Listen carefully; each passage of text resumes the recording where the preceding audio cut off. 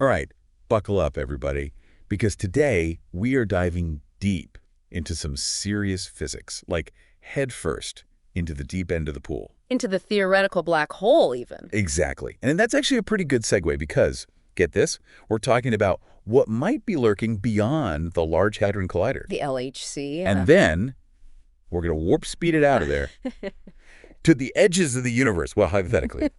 Based on the awesome stuff you sent us, of course. I mean, can you believe this stuff? We get to talk about particle physics, anti-warp drive. Lucky us, right. Two of the most mind-bending concepts in physics. Should be fun. So first things first, the LHC, it's a big deal, obviously. I mean, it found the Higgs boson. Huge discovery. Game changer. Totally. The God particle. But what I'm sensing from the articles you sent and from the physics world in general is like, okay, great, what's next?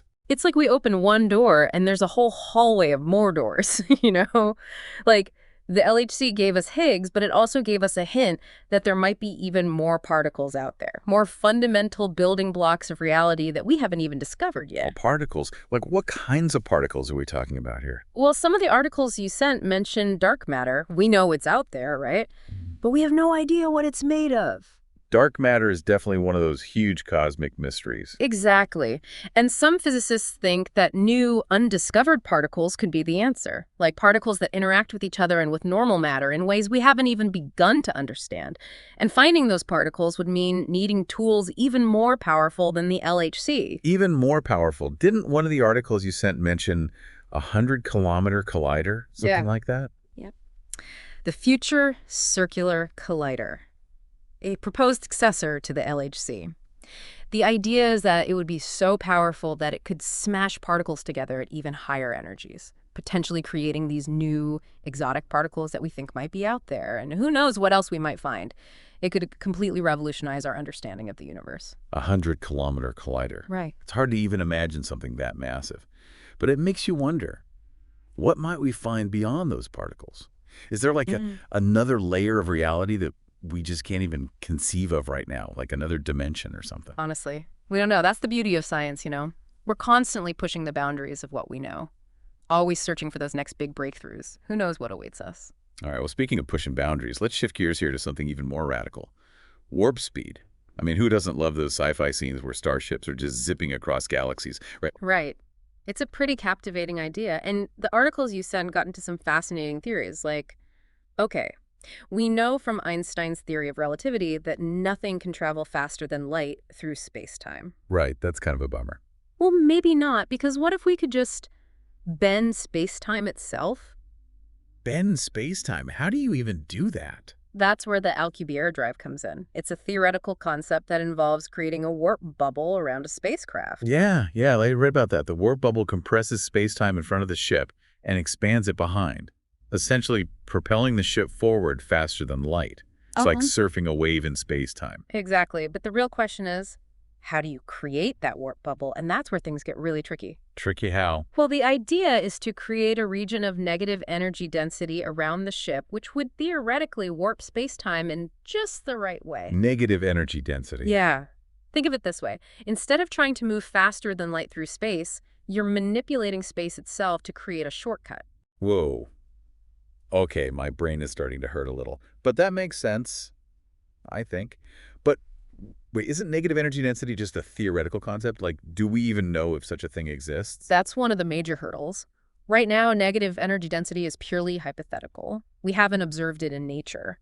And some physicists even argue that it might not even be possible. So until we figure out if negative energy density is even real, building a warp drive is kind of like trying to bake a cake with an ingredient that may not even exist. Okay, that's a great analogy. So warp drives might be a delicious theoretical cake, but we're missing some key ingredients. Yeah. But still, are there any scientists out there who are actually trying to make this happen? Absolutely. Your sources highlighted some research being done by NASA and others. For example, there's the White-Jude warp field interferometer, which is this crazy device attempting to create and detect microscopic warp bubbles in a lab. Whoa, microscopic warp bubbles, so like tiny little shortcuts through space-time. Exactly. It's still very early stage research, but the fact that scientists are seriously trying to test these ideas is incredible.